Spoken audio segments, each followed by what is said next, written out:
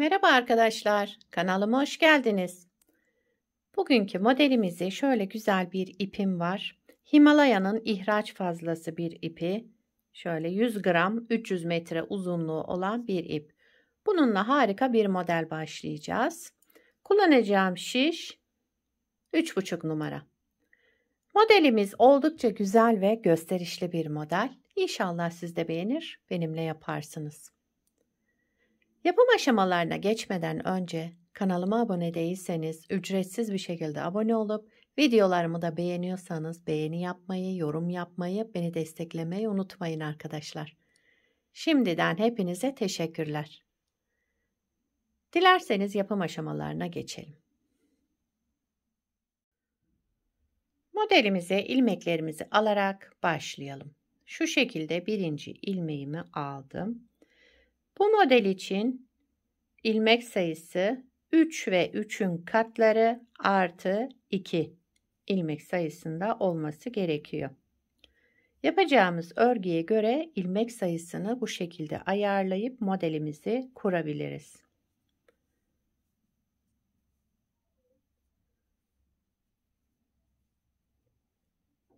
Şöyle hemen ilmeklerimi sayacağım. 1, 2, 3, 4, 5, 6, 7, 8, 9, 10, 11, 12, 13, 14, 15, 16, 17. 17 ilmek benim için yeterli. 15'i model için 2 de kenar ilmeklerine kullanacağım.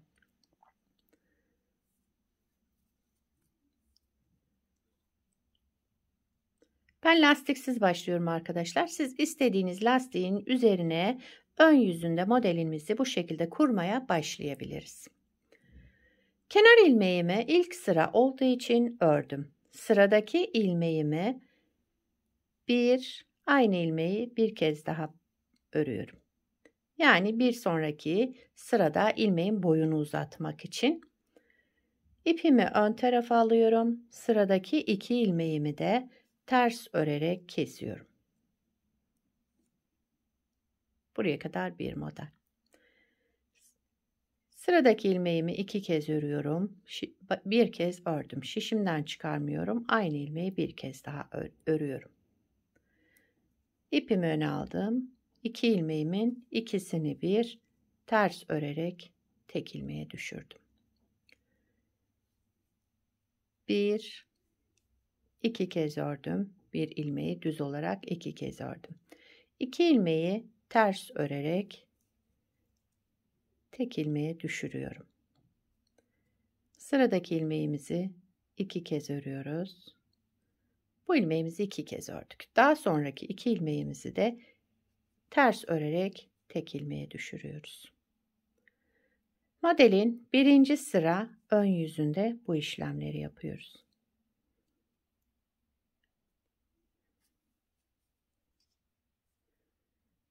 Kenar ilmeğimi de ördüm. Birinci sıra ön yüzünde bu işlemleri yaptım. İkinci sıra arka yüzündeyiz modelin. Şöyle çıkmadan alalım. Kenar ilmeğimi örmeden aldım. Sıradaki ilmeğimi düz örüyorum. Şu şekilde düz ördüm. 2 kez doladığım ilmeğe gelince şöyle boyunu uzattım. Bakın tekrar sol şişime taktım. Önce arka boşluktan bir ilmek çıkardım, aldım. Daha sonra ilmeğimi düz olarak ördüm. Bir düz ilmek, ilmeğimizin boyunu uzatıyoruz. Tekrar sol şişime taktım. Arka boşluktan bir ilmek çıkarttım, örmeden aldım. Sıradaki ilmeğimi de düz olarak ördüm. Bir düz ilmek, ilmeğimizin boyunu uzatıyoruz. Daha sonra tekrar şişimize taktık. Arka boşluktan bir ilmek çıkardık ve ilmeğimizi düz olarak örelim. İkinci sıra arka yüzünde bu işlemleri yapıyoruz. Modelimiz 4 sıradan oluşmakta. İlmeğin boyunu uzattım. Arka boşluğundan bir ilmek çıkardım. Daha sonra boyunu uzattığım ilmeğimi düz olarak ördüm. Bir düz ilmek ördüm. İlmeğimin boyunu uzattım. arka boşluğundan bir ilmek çıkardım. Şöyle ilmeğimi düz olarak ördüm. Kenar ilmeğimi de ördüm. İkinci sıra arka yüzünde bu işlemleri yaptım. Üçüncü sıra ön yüzüne geçtik. Kenar ilmeğimi örmeden aldım. Bakın sıradaki ilmeğim şöyle ikili duran ilmek. Bunun birincisini ters olarak örüyorum. Bir ters, bir düz ördüm bu ikili ilmeğin. Sıradaki ilmeğimi de düz örüyorum. Yani bir ters, iki düz ördüm. Buraya geldiğimde bir ters, iki düz.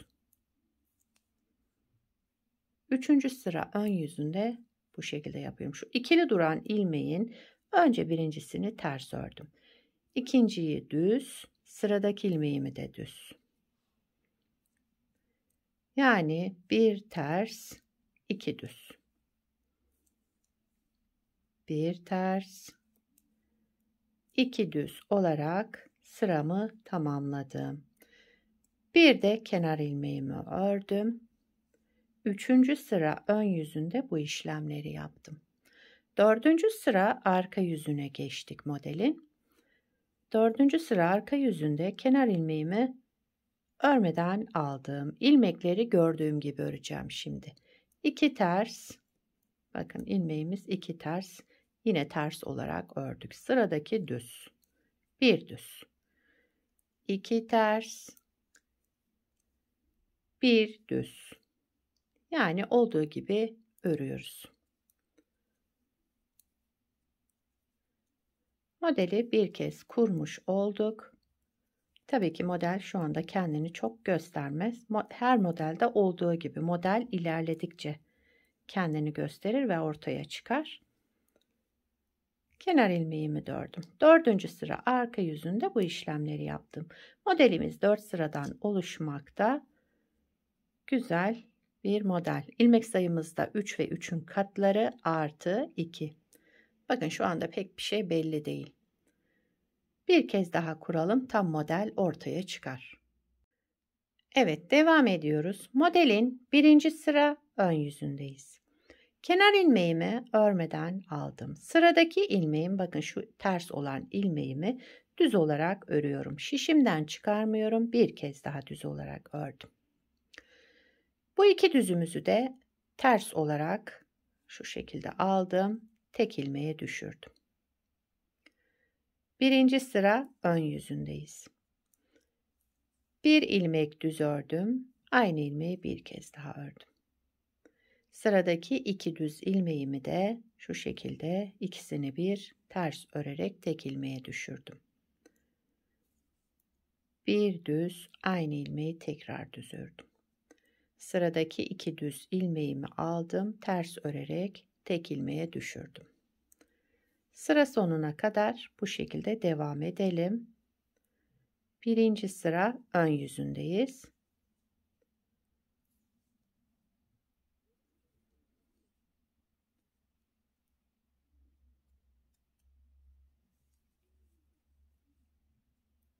Kenar ilmeğimi ördüm. İkinci sıra arka yüzüne geçtik modelin. Kenar ilmeğimi örmeden aldım. Sıradaki ilmeğimi düz örüyorum. Bir düz ilmek ördüm kenar ilmeğinden sonra. Daha sonra ilmeğimin boyunu uzattım. Arka boşluğundan bir ilmek çıkardım. Örmeden aldım. Boyunu uzattığım ilmeği de düz olarak ördüm. Sıradaki ilmeğimi düz ördüm. İlmeğimin boyunu uzattım. Tekrar şişime taktım. Arka boşluğundan bir ilmek çıkardım. Örmeden aldım. Boyunu uzattığım ilmeği de düz olarak ördüm. Bir düz ilmek. Sıradaki ilmeğimizin boyunu uzatıyoruz. Arka boşluğundan bir ilmek çıkaralım. Ve ilmeğimizi de düz olarak örelim. Sıradaki ilmeğimiz düz. İkinci sıra arka yüzündeyiz.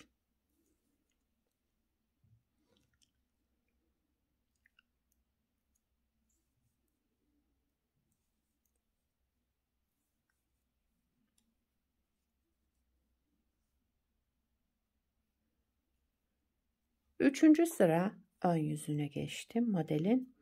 Kenar ilmeğimi örmeden aldım. Bakın şöyle baştaki ikili ilmek tek, ikili, tek diye devam ediyor. Bu ikili ilmeğin birincisini ters örelim.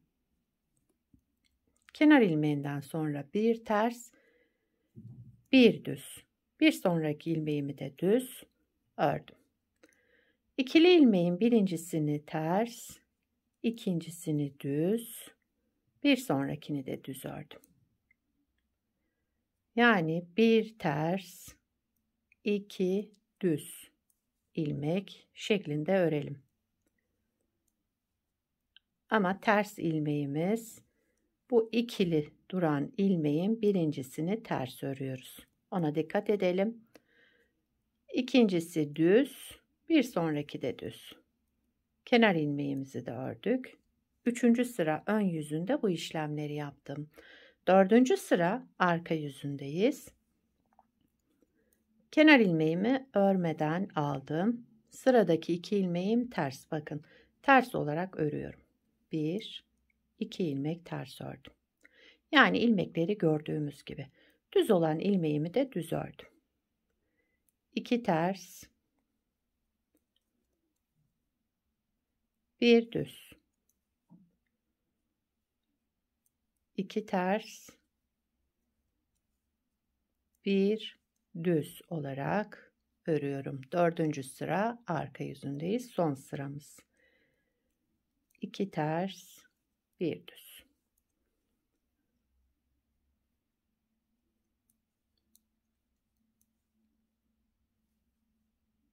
Evet, kenar ilmeğimi de ördüm. Modeli iki kez kurmuş olduk arkadaşlar. Burası arka yüzü modelimizin, ön yüzünde de şöyle bir görüntümüz oluştu. Evet. Bir de daha önce çekim öncesi bir parça yaptım. Onu da size göstereyim hemen. Bunu da daha önce yaptım. Bunu beraber yaptık. Lastiksiz başladık bunu arkadaşlar. Bakın şöyle göstereyim. Bunu ben lastikli başladım. Evet, modelimizin ilerlemiş hali bu şekilde olacak. Bakın model şöyle güzel, gösterişli, kabarık şöyle kıpır kıpır bir model. Modelin arka yüzü de bu şekilde.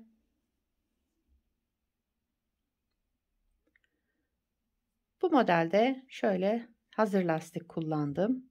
Yani hazır lastik deniliyor bu lastiğin yapımına.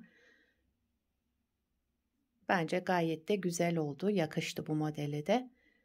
Modelimiz böyle arkadaşlar. Bu modeli istediğiniz örgüde kullanabilirsiniz. Yetişkin örgülerinde, çocuk örgülerinde, her türlü örgüde kullanabileceğiniz harika bir model. İnşallah siz de beğenir, benimle yaparsınız. Sizler de nelerde kullanacaksınız onları da yorumlarda belirtirseniz sevinirim. Beni buraya kadar izlediyseniz arkadaşlar bir beğeni yapmayı, yorum yapmayı, beni desteklemeyi unutmayın. Yapacak olanlara kolay gelsin. Bir sonraki videoda görüşmek üzere. Hoşça kalın.